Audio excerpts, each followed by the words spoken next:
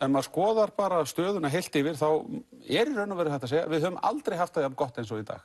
Og það er við þær aðstæður. Þegar við erum þegar að gera ráð fyrir auknum útgjöldum, við höfum aldrei haft meiri tekjur, kaupmáttur launa fólks hefur aldrei verið meiri, við höfum aldrei haft meira til ráðstöfunar inn í almannatryggingar, heilbrigðismál og víðar. Að þá erum við þær aðstæður sem fólk segir nei, það þarf að gera svo miklu meira. Og þessu er ég bara ósammála. 880 manns bíða eftir félagslegu húsnæði í Reykjavík. Kona á 70-aldri sem hefur ekki efni á því að leigja á almennum markaði hefur búið á tjaldsvæði frá því í sumar og verður þar yfir hátíðarnar. Við höfum aldrei haft það jafn gott eins og í dag.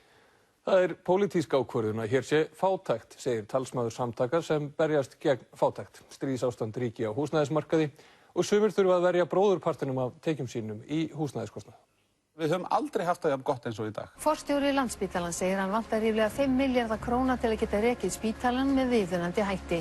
Hann líkir því við hamfarir verði fjárlagafrumvarpið samþykkt í óbreyttri mynd. Og þessu er ég bara ósammála. Slökkviliðið á höfuðborgarsvæðinu telur að það hafi aukist að fólk búi í ólöglegu húsnæði þar sem eldvarnir eru í ólagi. Dæmi eru að sveitarfélög leigi ólöglegt húsnæði fyrir skjólstæðinga sína. Við höfum aldrei haft það jafn gott eins og í dag. Háskólarektor segir að fjárlagafrumvarpið sé gríðarleg vonbrigði enda sé raunhækkun útgjalda til Háskóla Íslands aðeins rúmar 119 milljónir króna.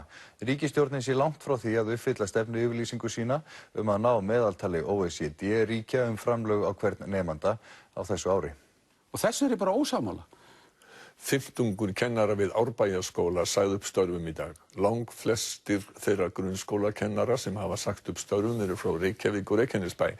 Kennari í Bolungarvík segir að þeir sem íhugi uppsagnir þar komi þá til með að flytja úr bænum. Við höfum aldrei haft meiri tekjur.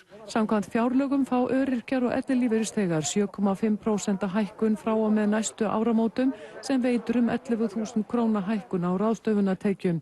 Engu að síður séu þeir langt undir lágmarkslaunum með 197.000 krónur á mánuði. Við höfum aldrei haft meira til ráðstöfunar inn í almannatryggingar, heilbrigðismál og víðar.